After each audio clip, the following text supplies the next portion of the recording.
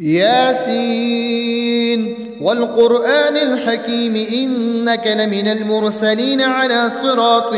مستقيم تنزيل العزيز الرحيم لتنذر قوما ما أنذر آباؤهم فهم غافلون لقد حق القول على أكثرهم فهم لا يؤمنون إنا جعلنا في أعناقهم أغلالا فهي إلى الأذقان فهم مقمهون وجعلنا من بين أيديهم سدا ومن خلفهم سدا فأغشيناهم فهم لا يبصرون وسواء عليهم أنذرتهم أم لم تنذرهم لا يؤمنون إنما تنذر من اتبع الذكر وخشي الرحمن بالغيب فبشره بمغفرة وأجر كريم إنا نحن نحيي الموتى ونكتب ما قدموا وآثارهم وكل شيء أحصيناه في إمام مبين واضرب لهم مثلا أصحاب القرية إذ جاءها المرسلون إذ أرسلنا إليهم اثنين فكذبوهما فعززنا بثالث فقالوا إنا إليكم مرسلون قالوا ما أنتم إلا بشر مثلنا وما أنزل الرحمن من شيء إن أنتم إلا تكذبون قالوا ربنا يعلم إنا إليكم لمرسلون وما علينا إلا البلاغ المبين قالوا إنا تطيرنا بكم لئن لم تنتهوا لنرجمنكم وليمسنكم منا عذاب أليم قالوا طائركم معكم أئن ذكرتم بل أنتم قوم مسرفون وجاء من أقصى المدينة رجل يسعى قال يا قوم اتبعوا المرسلين اتبعوا من لا يسألكم أجرا وهم مهتدون وما لي لا أعبد الذي فطرني وإليه ترجعون أأتخذ من دونه آلهة إن يردني الرحمن بضر لا تغن عني شفاعتهم شيئا ولا ينقذون إني إذا لفي ضلال مبين إني آمنت بربكم فاسمعون قيل ادخل الجنة قال يا ليت قومي يعلمون بما غفر لي ربي وجعلني من المكرمين وما أنزلنا على قومه من بعده من جند من السماء وما كنا منزلين إن كانت إلا صيحة واحدة فإذا هم خامدون يا حسرة على العباد ما يأتيهم من رسول إلا كانوا به يستهزئون ألم يروا كما أهلكنا قبلهم من القرون أنهم إليهم لا يرجعون وإن كل لما جميع لدينا محضرون وآية لهم الأرض الميتة أحييناها وأخرجنا منها حبا فمنه يأكلون وجعلنا فيها جنات من نخيل وأعناب وفجرنا فيها من الغيون ليأكلوا من ثمره وما عملته أيديهم أفلا يشكرون سبحان الذي خلق الأزواج كلها مما تنبت الأرض ومن أنفسهم ومما لا يعلمون وآية لهم الليل نسلخ منه النهار فإذا هم مظلمون والشمس تجري لمستقر لها ذلك تقدير العزيز العليم والقمر قدرناه منازل حتى عاد كالعرجون القديم لا الشمس ينبغي لها أن تدرك القمر ولا الليل سابق النهار وكل في فلك يسبحون وآية لهم أنا حملنا ذريتهم في الفلك المشحون وخلقنا لهم من مثله ما يركبون وإن نشأ نغرقهم فلا صريخ لهم ولا هم ينقذون إلا رحمة منا ومتاعا إلى حين وإذا قيل لهم اتقوا ما بين أيديكم وما خلفكم لعلكم ترحمون وما تأتيهم من آية من آيات ربهم إلا كانوا عنها مغرضين وإذا قيل لهم أنفقوا مما رزقكم الله قال الذين كفروا للذين آمنوا أنطعم من لو يشاء الله أطعمه إن أنتم إلا في ضلال مبين ويقولون متى هذا الوعد إن كنتم صادقين ما ينظرون إلا صيحة واحدة تأخذهم وهم يخصمون فلا يستطيعون توصية ولا إلى أهلهم يرجعون ونفخ في الصور فإذا هم من الأجداث إلى ربهم ينسلون قالوا يا ويلنا من بعثنا من مرقدنا هذا ما وعد الرحمن وصدق المرسلون إن كانت إلا صيحة واحدة فإذا هم جميع لدينا محضرون فاليوم لا تظلم نفس شيئا ولا تجزون إلا ما كنتم تعملون إن أصحاب الجنة اليوم في شغل فاكهون هم وأزواجهم في ظلال على الأرائك متكئون لهم فيها فاكهة ولهم ما يدعون سلام قولا من رب رحيم وامتازوا اليوم أيها المجرمون ألم أعهد إليكم يا بني آدم ألا تعبدوا الشيطان إنه لكم عدو مبين وأن اعبدوني هذا صراط مستقيم ولقد أضل منكم جبلا كثيرا أفلم تكونوا تعقلون هذه جهنم التي كنتم توعدون اصلوها اليوم بما كنتم تكفرون اليوم نختم على أفواههم وتكلمنا أيديهم وتشهد أرجلهم بما كانوا يكسبون ولو نشاء لطمسنا على أعينهم فاستبقوا الصراط فأنى يبصرون ولو نشاء لمسخناهم على مكانتهم فما استطاعوا مضيا ولا يرجعون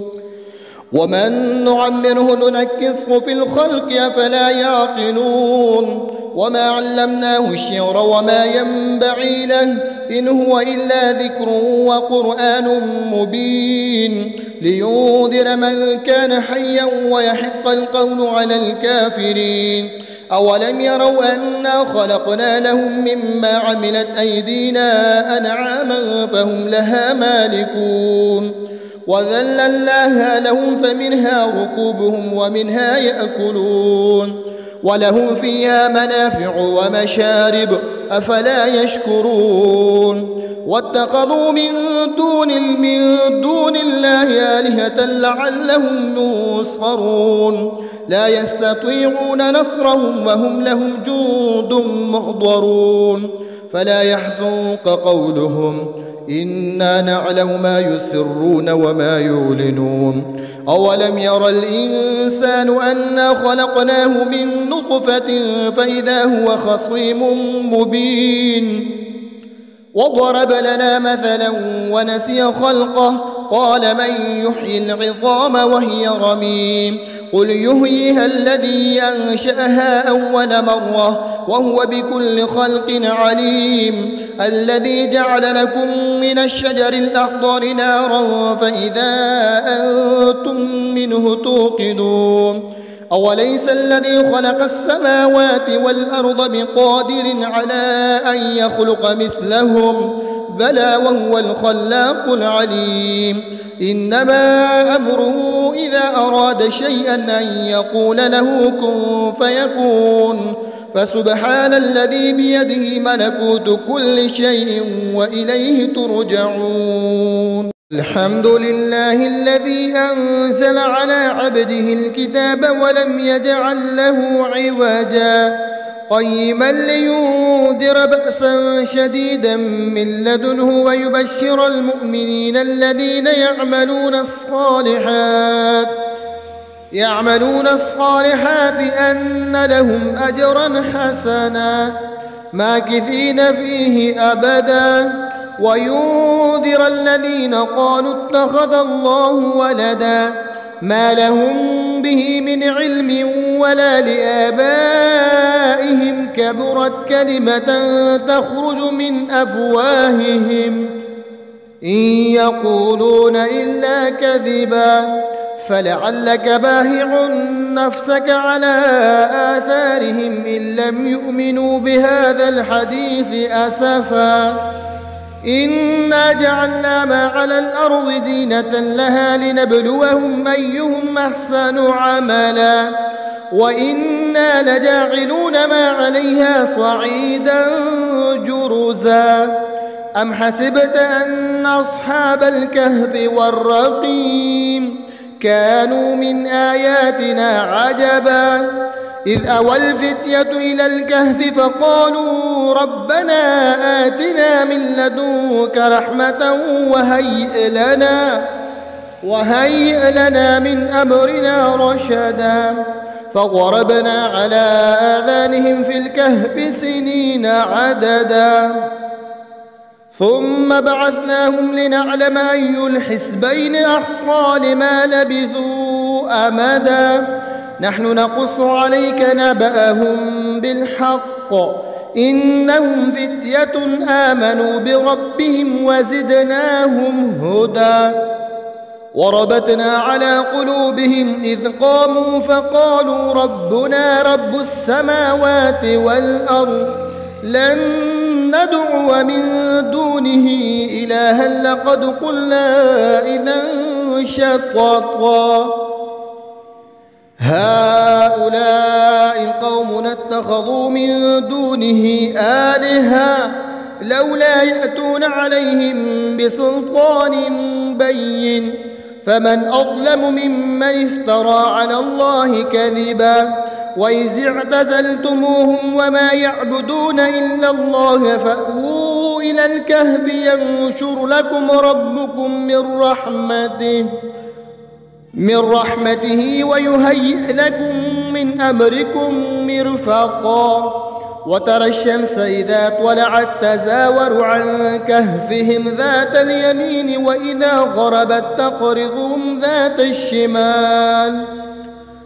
وإذا غربت تقرضهم ذات الشمال وهم في فجوة منه ذلك من آيات الله من يهد الله فهو المهتد ومن يضلل فلن تجد له وليا مرشدا وتحسبهم أيقاظا وهم رقود ونقلبهم ذات اليمين وذات الشمال وكلبهم باسط ذراعيه بالوصيد لو اطلعت عليهم لوليت منهم فرارا ولملئت منهم رعبا وكذلك بعثناهم ليتساءلوا بينهم قال قائل منهم كم لبثتم قالوا لبثنا يوما أو بعض يوم قالوا ربكم أعلم بما لبثتم فابعثوا أحدكم بورقكم هذه إلى المدينة فلينظر أيها أزكى طعاما فليأتكم برزق منه وليتلطف ولا يشعرن بكم أحدا إنهم إن يظهروا عليكم يرجموكم أو يعيدوكم في ملتهم ولن تفلحوا إذا أبدا وكذلك أعثرنا عليهم ليعلموا أن وعد الله حق وأن الساعة لا ريب فيها إذ يتنازعون بينهم أمرهم فقالوا ابنوا عليهم بنيانا ربهم أعلم بهم قال الذين غلبوا على أمرهم لنتخذن عليهم مسجدا سيقولون 3 رابعهم كلبهم ويقولون 5 سادسهم كلبهم رجما بالغيب ويقولون 7 وثامنهم كلبهم قل ربي أعلم بعدتهم ما يعلمهم إلا قليل فلا تمار فيهم إلا مراء ظاهرا ولا تستفت فيهم منهم أحدا الرحمن علم القرآن خلق الإنسان علمه البيان الشمس والقمر بحسبان والنجم والشجر يسجدان والسماء رفعها ووضع الميزان ألا تطغوا في الميزان وأقيموا الوزن بالقسط ولا تخسروا الميزان والأرض وضعها للأنام فيها فاكهة والنخل ذات الأكمام والحب ذو العصف والريحان فبأي آلاء ربكما تكذبان خلق الإنسان من صلصال كالفخار وخلق الجان من مارج من نار فبأي آلاء ربكما تكذبان رب المشرقين ورب المغربين فبأي آلاء ربكما تكذبان مرج البحرين يلتقيان بينهما برزخ لا يبغيان فبأي آلاء ربكما تكذبان يخرج منهما اللؤلؤ والمرجان فبأي آلاء ربكما تكذبان وله الجوار المنشآت في البحر كالأعلام فبأي آلاء ربكما تكذبان كل من عليها فان ويبقى وجه ربك ذو الجلال والإكرام فبأي آلاء ربكما تكذبان يسأله من في السماوات والأرض كل يوم هو في شأن فبأي آلاء ربكما تكذبان سنفرغ لكم أيها الثقلان فبأي آلاء ربكما تكذبان يا معشر الجن والإنس إن استطعتم أن تنفذوا من أقطار السماوات والأرض فانفذوا لا تنفذون إلا بسلطان فبأي آلاء ربكما تكذبان يرسل عليكما شواظ نار ونحاس فلا تنتصران فبأي آلاء ربكما تكذبان فإذا انشقت السماء فكانت وردة كالدهان فبأي آلاء ربكما تكذبان فيومئذ لا يسأل عن ذنبه إنس ولا جان فبأي آلاء ربكما تكذبان يعرف المجرمون بسيماهم فيؤخذ بالنواصي والأقدام فبأي آلاء ربكما تكذبان هذه جهنم التي يكذب بها المجرمون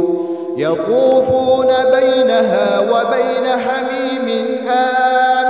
فبأي آلاء ربكما تكذبان